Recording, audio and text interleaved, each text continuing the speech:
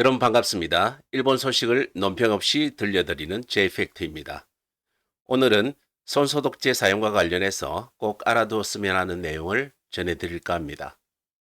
2020년 1월 신종 코로나 바이러스 확산 이후 일상에서 빼놓을 수 없는 손소독하기는 남녀노소 할 것 없이 누구나 실천하여 어느 정도는 정착되어 있는 것 같습니다. 하루에도 몇 번이나 아니 수십 번 손소독제를 사용하고 있다면 전염성 위장염은 줄어들었을 것이라 생각할 수 있습니다. 하지만 실제는 그렇지 않아 보입니다.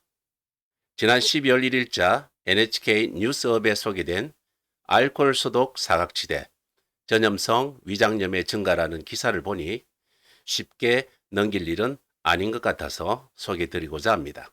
주로 바이러스에 의해 발생하고 겨울에 환자의 수를 증가시킨다는 소식이 전해지면서 구토와 설사와 같은 증상이 나타날 수 있고 탈수와 같은 증상이 노인과 유아에게 심해질 수 있다는 우려의 목소리가 커지고 있습니다.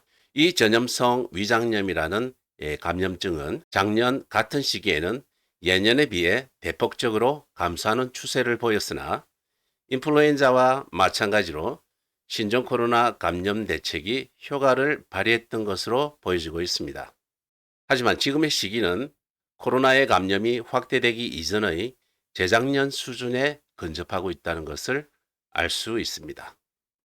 그런데 분명히 작년과 마찬가지로 버스를 타는 곳이나 공중 화장실 입구, 마트나 백화점, 학교, 도서관, 음식점, 그리고 카페 등 어디를 가더라도 비치되어 있는 것이 바로 손 소독제인데요. 순간순간 감염을 계속 인식하면서 이러한 손 소독제로 자주 손을 소독하고 있는데 이 전염성 위장염을 가진 환자의 수는 증가하고 있는 이유는 무엇일까요? 의료 전문가들이 한 목소리로 편리하게 뿌리는 손 소독제나 젤 타입의 손 소독제를 주로 사용하기 시작하면서 손 씻기를 소홀히 하고 있다는 점을 지적하고 있습니다. 대부분의 사람들이 손을 반드시 씻어야 감염병을 예방할 수 있다고 강하게 의식하고 있으면서도 손 소독제로 대신하는 경우가 많다는 것입니다. 이 기사에서 일본 대동문화대학 나카지마 카즈토시 교수의 말에 주목해야 할 필요가 있는데요. 사실상 알코올 소독은 전염되는 위장염의 병원체인 바이러스를 막는데 충분히 효과적이지 않다라고 주장했습니다. 나카지마 교수는 알코올 소독은 새로운 코로나 및 인플루엔자 바이러스를 죽일 수 있지만 전염성 위장염을 일으키는 노로바이러스, 로타바이러스, 그리고 사포 바이러스 등에는 충분히 효과적이지 않다는 점을 강조했습니다.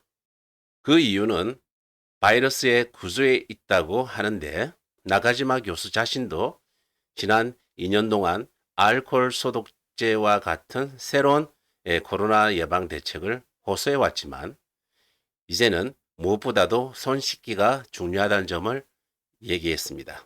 나가지마 교수는 의식하지 않고 손을 씻으면 손가락과 손등 사이는 제대로 씻지 않을 수가 있기 때문에 비누로 30초 이상 꼼꼼히 씻어달라.